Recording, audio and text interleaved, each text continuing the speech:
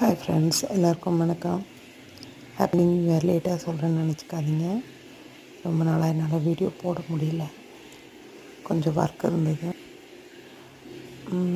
இப்போது இன்றைக்கி பறித்த காயோட அப்டேட் தான் பண்ணியிருக்கேன் நான். அது பாருங்கள், பூக்கள் கொஞ்சம் பூத்துருக்கு. அது கஸ்தூரி வெண்டை இருக்கிறது. மருத்துவம் ஜாஸ்தின்னு சொல்லுவாங்க. இந்த கத்திரிக்காய் பாருங்கள் எவ்வளோ பெருசாக இருக்கிறது. இது 5 காய் தான் ஃபஸ்ட் டைம் ஹார்வெஸ்ட் பண்ணியிருக்கேன். அண்ட் தென் அவரைக்காய்,